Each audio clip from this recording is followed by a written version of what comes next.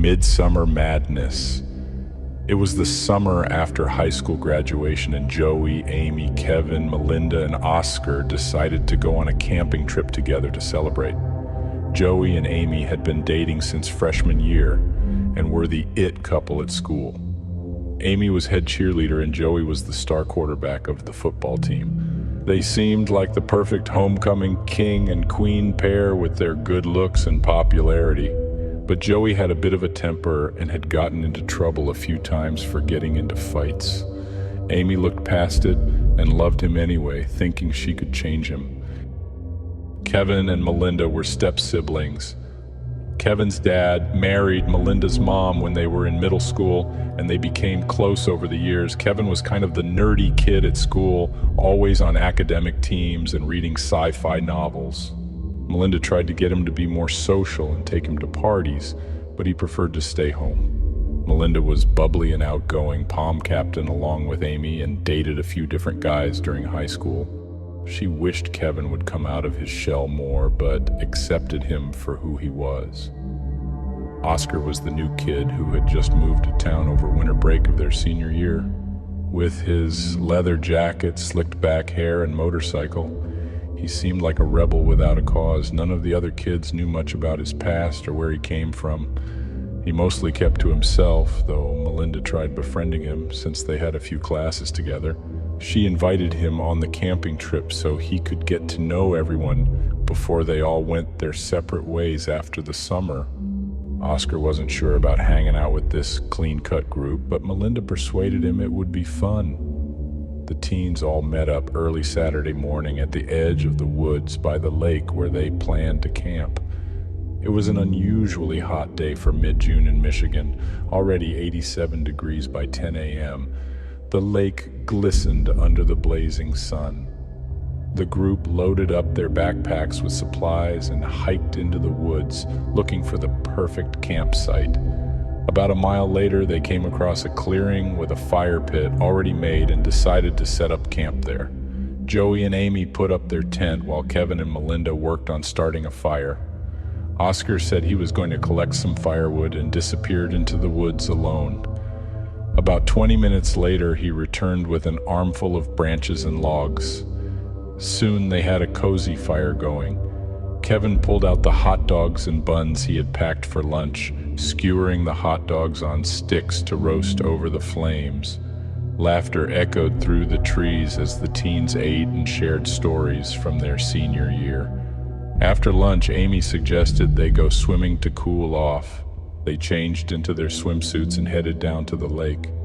Melinda and Amy waded into the calm blue water until it was up to their chests. Kevin swam out past them, floating on his back and looking up at the few wispy clouds in the sky. Joey dove under, wetting his wavy blonde hair. Oscar sat on the shore, content to just watch. He had some scars on his back that he didn't want the others to see. When the teens got tired of swimming, they headed back to camp for dinner, their clothes clinging to their still damp skin. Oscar got the fire going again while Melinda and Amy rummaged through the food supplies. They decided on hot dogs again since they were easy. Oscar speared a hot dog on his pocket knife and held it over the flames, the fire licking the hot dog's skin.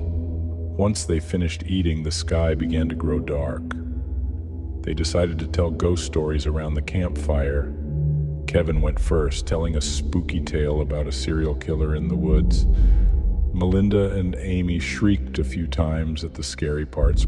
When it was Oscar's turn, he started telling a story so terrifying with gruesome details that Amy cut him off, saying it was too scary. Joey made fun of her and called her a baby, telling Oscar to keep going. But Melinda noticed Amy was shaking and suggested they talk about something else. As the sky filled with stars and the glow of the fire lit up their faces, the friends shared their dreams for the future. Melinda wanted to be a dance teacher and open her own studio. Amy hoped to become a news anchor someday. Kevin planned to major in computer programming at the local college that fall. Joey wasn't sure what he wanted to do. Maybe join his dad's construction business. Oscar remained mysterious about his plans. Eventually, the teens grew tired and decided to turn in for the night. Melinda poured water over the fire to extinguish the glowing embers. The friends said goodnight and went into their tents. Oscar slept in a sleeping bag near the burnt-out fire pit. Amy snuggled up close to Joey in their tent, still a bit unnerved from the scary stories. Kevin read for a while on his Kindle before drifting off to sleep in the tent he shared with Melinda. All was peaceful under the starry sky. A few hours later, Amy awoke to strange noises outside the tent. It sounded like heavy footsteps, crunching leaves, circling their campsite. "Joey, do you hear that?" Amy whispered, but Joey was sound asleep. Amy's heart pounded as she shook Joey's arm. "Joey, wake up, there's someone outside the tent." Joey stirred awake with a groan. "You're imagining things, babe. Go back to sleep." But then Joey heard the crackling leaves too, and he shot up in his sleeping bag. He slowly unzipped the tent and peeked out into the dark woods. A hulking figure lurked near the trees, barely visible in the moonlight. Joey gasped and quickly closed the tent back up. "Someone's out there," he told Amy. "Oh my God," Amy whimpered, clinging to Joey's arm. The ominous footsteps continued outside the tent, breaking sticks that lay on the ground. Amy trembled in fear as Joey held her tightly. Then the noise stopped. An eerie silence fell over the woods. After a few minutes, Joey built up the courage to go back out. He opened the tent flap slowly. There was no sign of the intimidating figure that had been lurking right outside just minutes ago. The fire pit was still smoldering faintly under the starry sky. Maybe it had just been a curious animal, not a dangerous intruder after all. Joey let out a relieved sigh and went back in the tent to comfort Amy. "It's gone now," he assured her as she looked at him wide-eyed. Joey kissed her forehead. "Get some rest, babe. I'll keep you safe." Reassured by her strong, handsome boyfriend, Amy's eyelids soon grew heavy, and she drifted back to sleep in Joey's arms. A few hours later, Amy was startled awake again to a loud crashing sound coming from the woods. This time, Joey heard it too and immediately jumped up to investigate. He told Amy to stay put while he went to check it out. Joey slowly crept from tent to tent, waking up Kevin, Melinda, and Oscar. "We have to check it out. I think that thing is back," Joey told them urgently.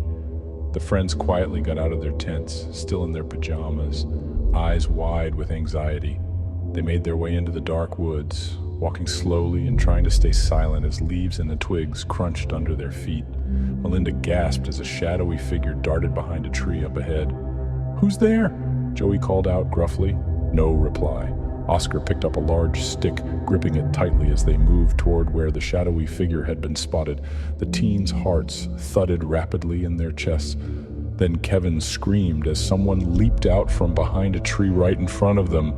The teens screamed as the shadowy figure let out an eerie laugh. He held up a lantern to reveal his face. It was their eccentric history teacher, Mr. Andrews. "Mr. Andrews? What are you doing here?" Melinda asked in shock. The teacher just chuckled as the teens tried to catch their breath, hearts still racing. "You kids didn't think you could come have an overnight camping trip in my neck of the woods without me finding out, did you?" Mr. Andrews smirked. Oscar stared at him in disbelief. "You're the one who was sneaking around our campsite? Why?" Mr. Andrews grinned impishly. "Just having a bit of fun with you. Found your tents earlier while I was out on my evening hike. Couldn't resist scaring you a little." The teens looked at each other, realizing their teacher had been playing a practical joke on them. They felt relieved it hadn't been something more sinister lurking out there, but also embarrassed they had gotten so frightened. "Well, we sure did get spooked," Kevin admitted with a nervous laugh. "Maybe don't go sneaking around people's campsites at night, sir." "Noted," Mr. Andrews replied with an amused gleam in his eye. "You kids should get back to sleep now. Don't want to be drowsy on your wilderness adventure tomorrow." The friends said goodnight and headed back to their tents. Amy was relieved when Joey told her it had just been Mr. Andrews goofing around. She smacked Joey's arm for scaring her over nothing, but Joey was just happy his girlfriend was safe. They cuddled up and quickly fell back asleep, the forest silent once more. The next morning, rays of sun filtering through the treetops woke the campers.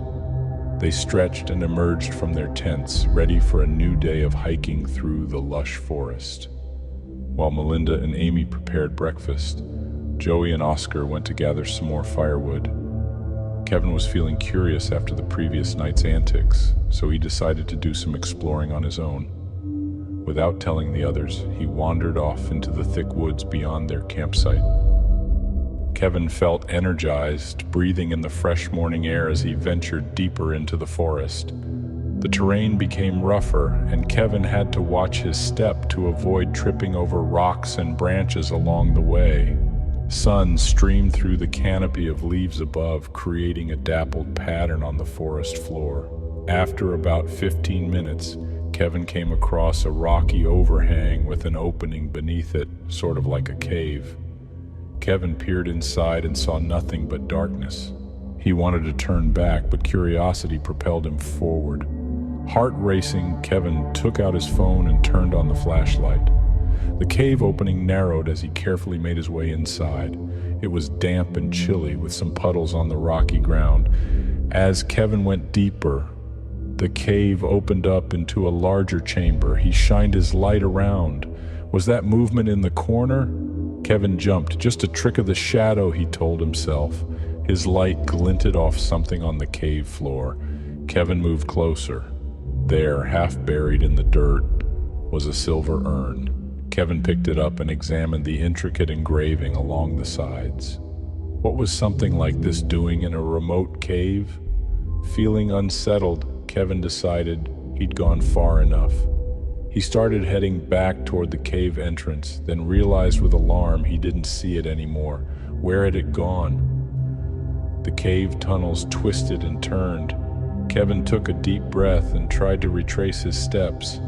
But the deeper he went, the more lost he became. The stale air and oppressive darkness closed in on him. Sweat beaded on Kevin's forehead as his breaths quickened. He cursed himself for wandering so far into this maze of tunnels on his own. What if he never found his way out? Fear gnawed at Kevin's gut. Had this urn been left here as some omen of his own doomed fate? "Help!" Kevin yelled desperately. "I'm in here!" But only his echo replied. Back at the campsite, the others were starting to wonder where Kevin was.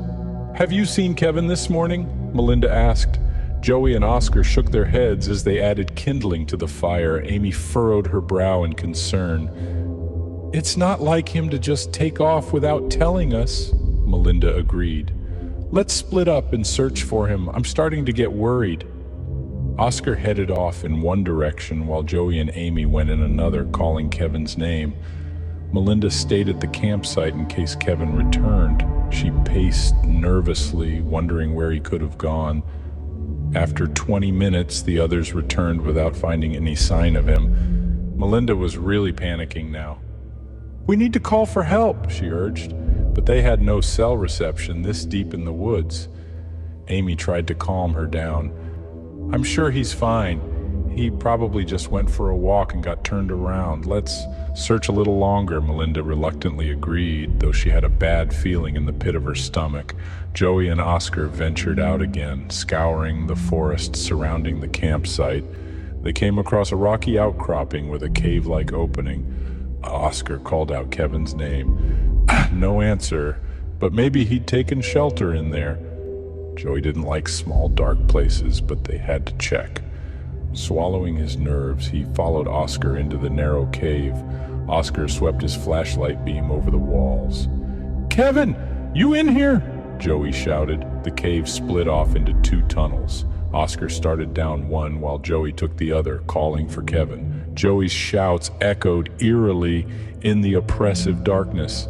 He stumbled on the uneven ground, bracing himself against the walls. This was a mistake. He was about to turn back when he thought he heard a faint reply. "Kevin?" Joey hurried toward the sound. He emerged into a larger cavern and saw his friend Kevin huddled on the ground looking dazed. Kevin. Oh man, I can't believe we found you, Joey cried. Kevin blinked up at him in disbelief. I got lost. Have been wandering for hours, he said weakly. Joey helped him to his feet and they made their way back through the winding tunnels, following Joey's voice as Oscar called out, guiding them. Finally, they emerged, blinking, into the sunshine. Back at camp, Melinda and Amy were overjoyed to see Kevin was all right. Melinda gave him a big hug. Where have you been? Kevin looked embarrassed and explained how he'd gone exploring on his own like an idiot. They were just relieved he was safe. Melinda made Kevin drink some water and eat a protein bar, worried he was dehydrated. Amy put a blanket around his shoulders. After some rest, color returned to Kevin's cheeks. He vowed to never go wandering off alone again. After all the excitement, the rest of the day passed uneventfully. That night, they sat around the campfire roasting marshmallows and reflecting on their adventure so far.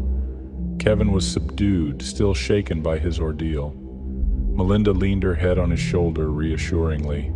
Joey bragged about how he had been the hero to find Kevin. Amy just rolled her eyes amusedly at her boastful boyfriend.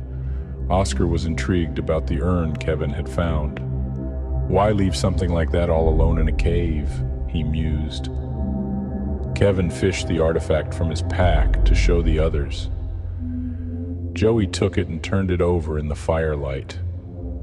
Something about the urn unsettled him, but he brushed off the feeling and passed it back to Kevin. Just glad this didn't turn out to be your burial urn, Joey chuckled. But the joke didn't lighten the mood. Yawning, the group soon retreated to their tents, eager to put this long day behind them. The next morning was gray and drizzly, so they decided to break camp a day early. As Oscar and Joey took down the last tent, Amy went over to check on Kevin. He was resting in the back seat of her SUV, staring absently out the rain-streaked window. How are you holding up? Amy asked gently. Kevin gave a weak smile. Still feeling kind of shaken, but I'll be okay. Amy nodded sympathetically and gave his shoulder a squeeze. When they were all packed up, Amy started driving them home while Joey navigated from the passenger seat. Oscar, Melinda, and Kevin were crammed together in the back. Melinda kept glancing over at Kevin worriedly. She wished she could comfort him somehow, but she didn't know what to say after the trauma he'd been through. About 20 minutes into the drive, they approached a bridge over a large, rushing river, but as they drew near, Amy slammed on the brakes with a gasp. The bridge ahead had collapsed. Jagged planks jutted out over the rapids. What do we do now? Amy cried. Joey scanned the terrain. Looks like we'll have to turn around and take the long way. Sighing, Amy carefully turned the SUV around on the narrow dirt road. Another hour passed as Amy drove the winding detour route. The drizzling rain made it hard to see far ahead on the lonely road. Oscar glanced uneasily out at the bleak, fog-shrouded woods. He felt on edge after Kevin's close call yesterday. Finally, Joey perked up from the map app. The next right should take us back to the main highway, he told Amy with relief. But when they turned onto the unpaved side road, a fallen tree blocked their path. Lightning crackled overhead as the rain picked up. Amy gritted her teeth. Looks like we're hiking out the rest of the way. The group grabbed their packs and umbrellas and started walking. The muddy road was slick and pitted. Melinda kept a steadying hand on Kevin's back as they trudged on through the storm. Eventually, the trees parted to reveal a clearing. An abandoned barn stood ahead, offering shelter. Let's wait out the storm in there, Joey suggested. Shivering, the group made a run for the dilapidated structure. The barn door creaked open with Oscar's kick. Dusty hay bales were stacked along the walls. Rain pattered on the tin roof as the weary friends caught their breath. At least they were dry for now.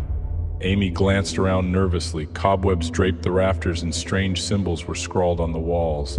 This place gives me the creeps, she muttered. Melinda shook her head. "It's just an old barn, don't freak yourself out," she said, though she too felt unsettled by their gloomy surroundings.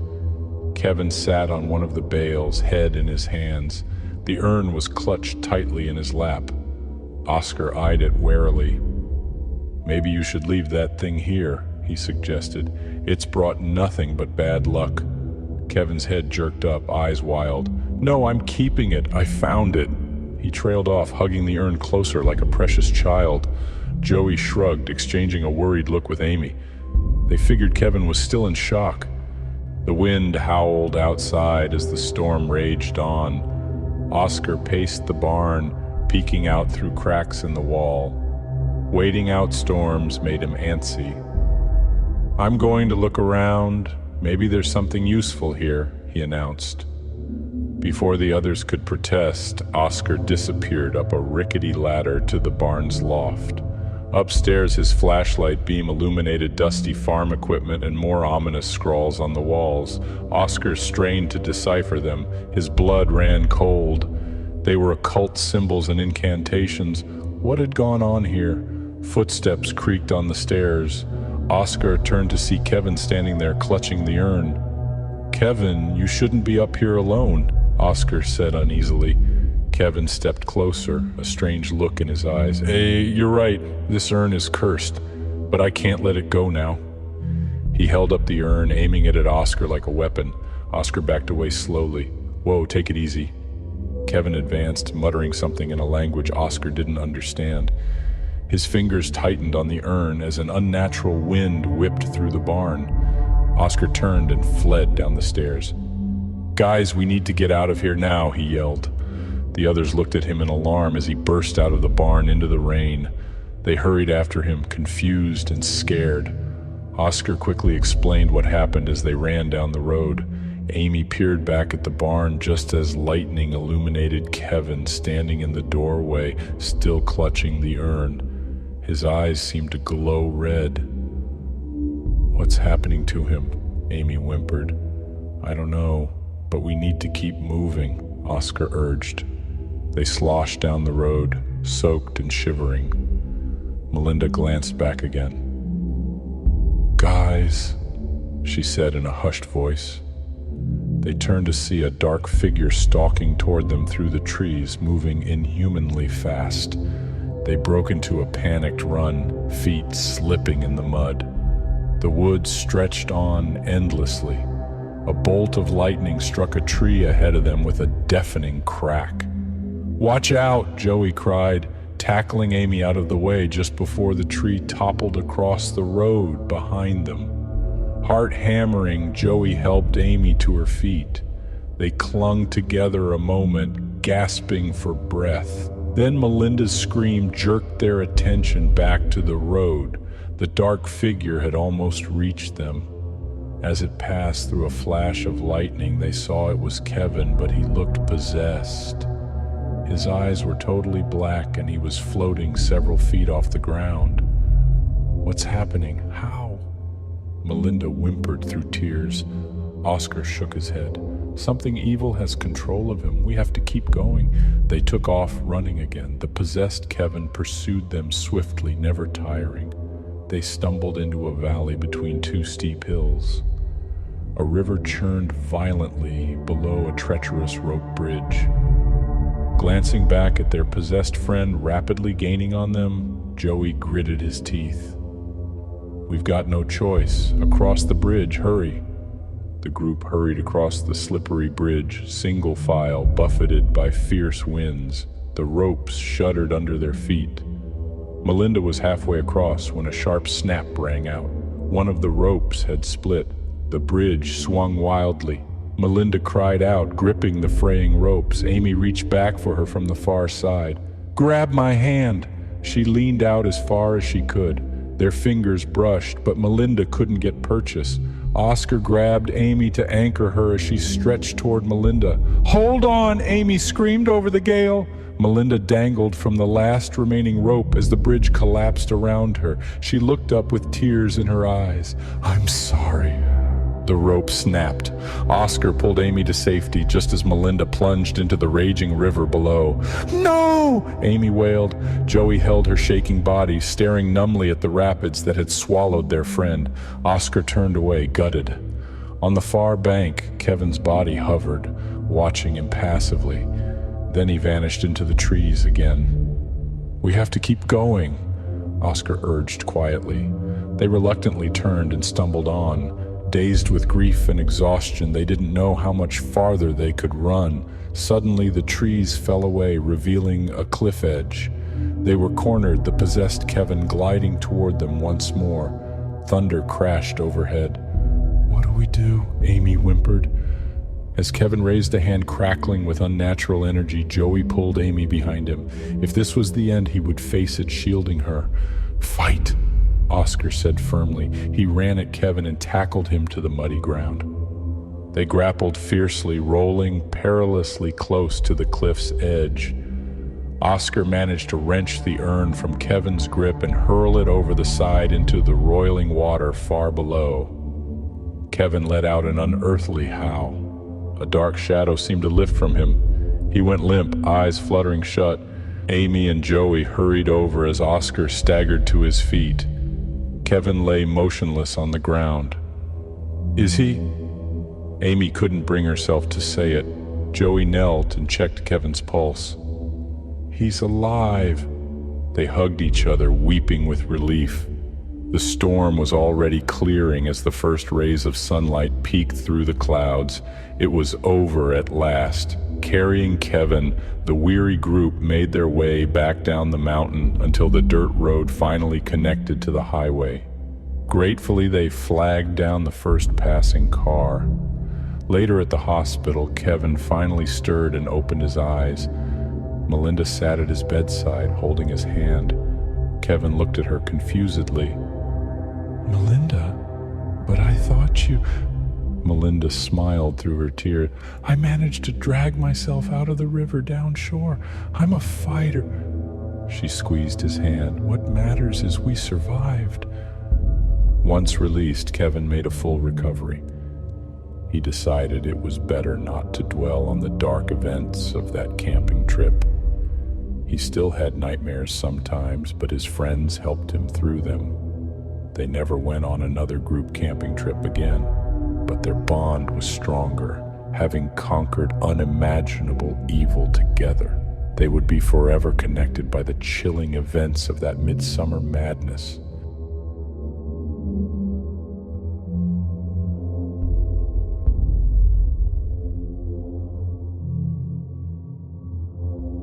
Please like, share, and subscribe for more creepy tales from the netherworld.